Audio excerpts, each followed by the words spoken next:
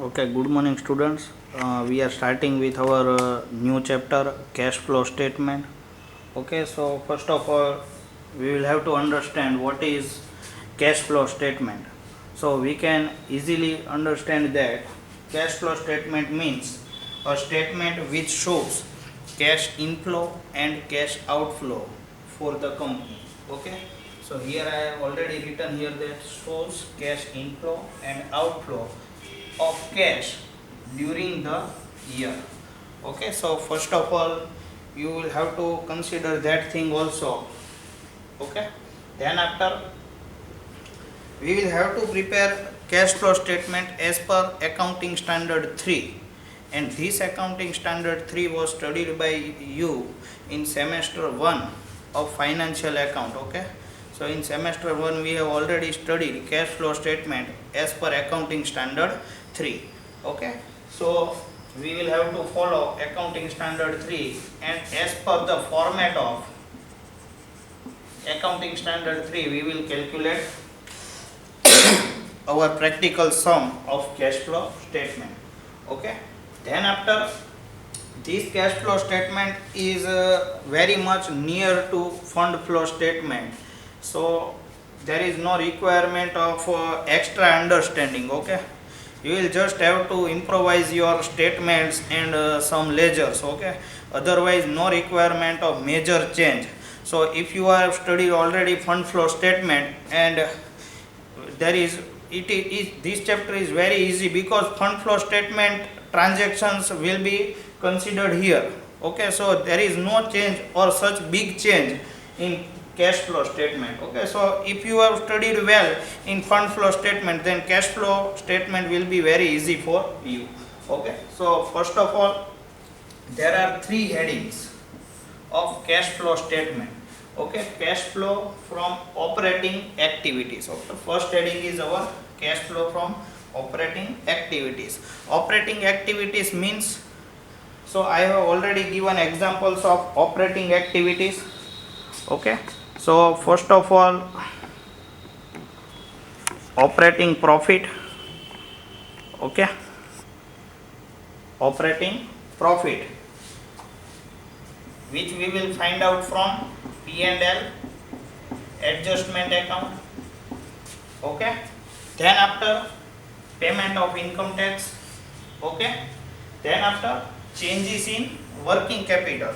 So you all are aware of working capital. Okay, so working capital means total current asset. You all know that total current asset minus total current liabilities is equal to working capital. Okay, so here I have already given the changes of working capital. Okay, so how it will affect cash flow statement. So if there is increase in current asset, then it will have negative effect on cash flow statement. We will ask, sir, how this effect will be given? So I will give you a single example about that.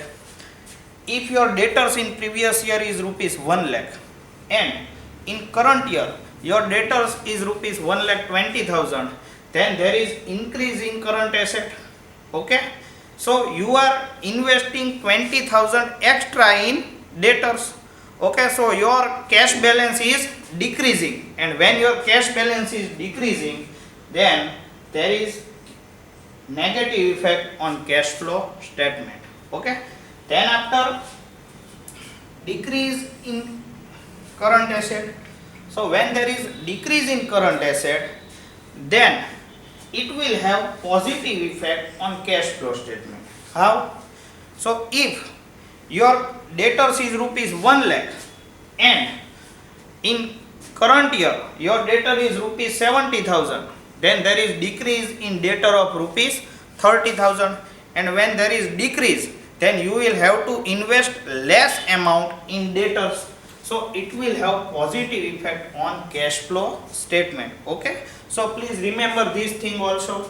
When there is increase in current asset, Okay, then it will have negative effect on cash flow statement. And next point, decrease in current asset, then it will have positive effect on cash flow statement. Then after, increase in current liabilities. So when there is increase in current liabilities, so you will have positive effect on cash flow statement. How? So when there is sundry creditors, and in previous year sundry creditors is rupees 1 lakh, and current year sundry creditors is rupees 1,20,000, then you will have 20,000 amount surplus in your cash. Okay, so then it will have positive effect on cash flow statement. Please remember students, here we are not required to prepare statement showing changes in working capital. Okay, so positive or negative effect will be directly given in cash flow statement under the head operating activities. Please check here that it will have effect in operating activities, because in example I have already discussed that changes in working capital will be considered under this head. Okay, so you have to consider this thing also. Okay, then after,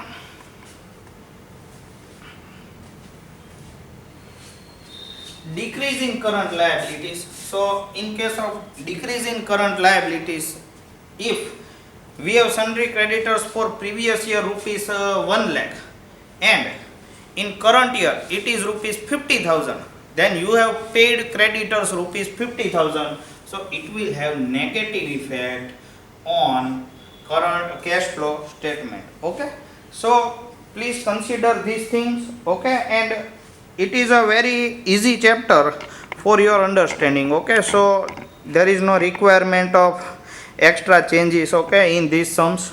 Okay, then after, we will have second heading, cash flow from investing activities. Investing activities means purchase and sale of fixed assets.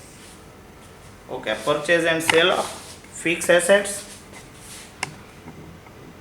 Then after, if you check, interest and dividend received. If you have received any dividend, if you are investing some amount in preference share, debentures, fixed deposits, then you will receive interest on deposits, you will receive interest on debentures, you will receive dividend on your investment. So when you are investing money in out of the business, then you will receive interest and dividend. So it will have effect under the head investing activities. Then after, our third heading is, and then after also, you will also have to consider here that purchase and sale of fixed assets will be considered here in investing activities. Okay, so in fund flow statement you are just required to understand only one thing. If you are receiving money, then if you are receiving money,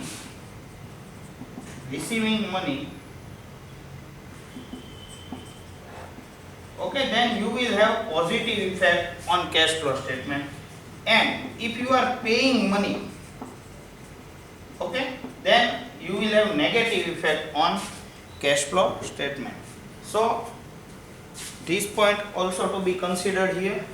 Okay, then after, our third heading is cash flow from financial activities. Okay, under financial activities heading, you will have to consider the transactions like issue and repayment of debentures and preference shares.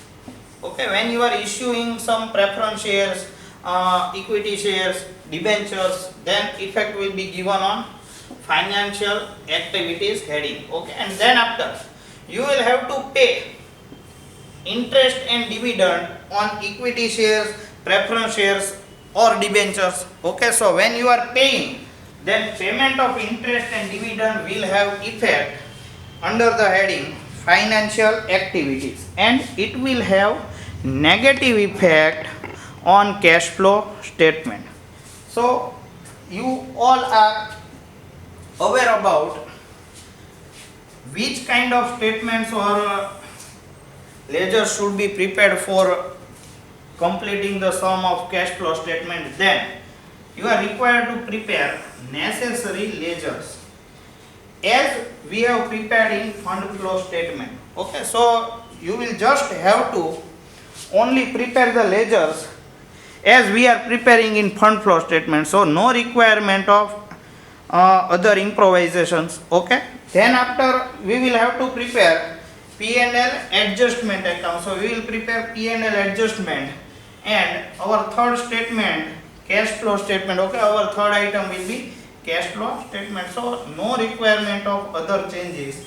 Okay, so these three things will be prepared by us, and cash flow statement we can easily calculate. Okay, okay students, so we are concluding here.